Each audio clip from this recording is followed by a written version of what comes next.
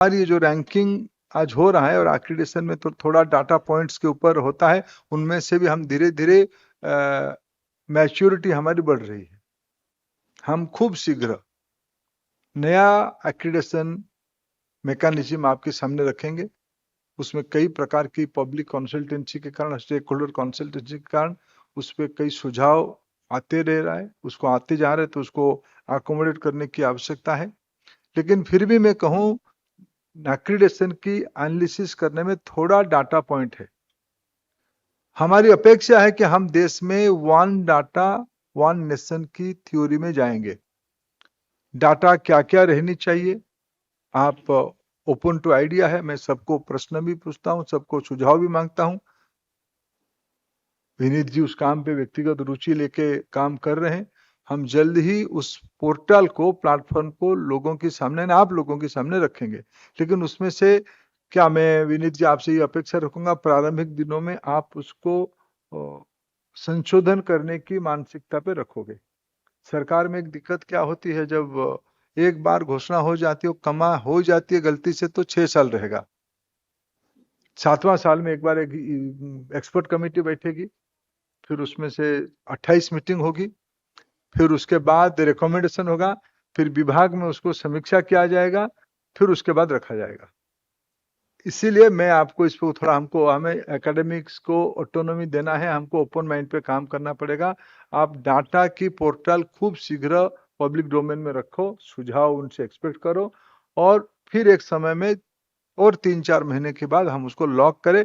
कम से कम मैं अगले एकेडमिक ईयर्स तक, मैंने आज हम सितंबर की फर्स्ट वीक में है, हम लोग उसको प्रिलिमिनरी फॉर्मेट हम आने वाले दिसंबर की पहले उसको रखें,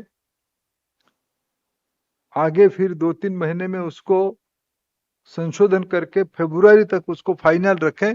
तो 1 महीने के अंदर हम कोशिश करें देश की एकेडमिक इंस्टीट्यूशंस अपने डाटा, ऐसे आपके हायर एजुकेशन की जो स्टूडेंट टीचर आईएस पोर्टल है, इस आईसे पोर्टल है, आईसे पोर्टल का ये थोड़ा और एलाबोरेटिव और थोड़ा व्यापक होगी। हमारी इच्छा है और हमारी सुझाव रहेगा कि एनबीए हो, नैक हो या एनआईआरएफ हो या अन्य कुछ अनुमति के लिए, यूजीसी कई सारा विषय में हमारी यूनिवर्सिटियों को स्वतंत्रता देने के लिए कहा है, और हम हायर एजुकेशन कमीशन की जब पूरा प्रारूप फाइनलिटी की ओर हम बढ़ रहे हैं, उस समय में हम और स्वतंत्रता देंगे। लेकिन उसमें एक शर्त लगेगी, उसमें से डाटा ट्रांसपेरेंसी भी चाहिए, डाटा अकाउंटेबिलिटी भी चाहिए। इसीलिए डाटा का पोर्टल पहले बने, उसके लिए मैं आपको अपेक्षा रखता हूं आपसे।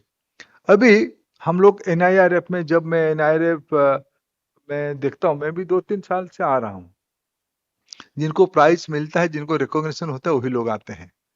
जिनको रिकॉग्निशन नहीं मिल पाते, वो कल परसों मेरे को मेल लिखेंगे, नहीं तो फिर कभी मिलेंगे तो थोड़ा पहले 10-15 मिनट नाराजगी दिखाएंगे, फिर कहेंगे कि एनआईआरएफ की ये 4 चीज छूट गया था।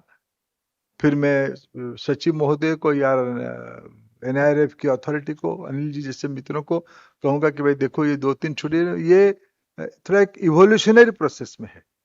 अभी भी हम लोगों के पास उसकी कोई डाटा पॉइंट पे हम एनालिसिस नहीं करते हैं, हमारी अभी परसेप्शन ही पे ही है।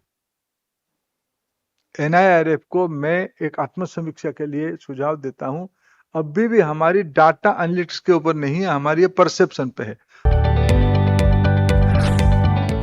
जदि आपंक आम भिडी भल लगा तेब आम चैनल को लाइक, शेयर और सब्सक्राइब करने को जमा भी भूलु नहीं।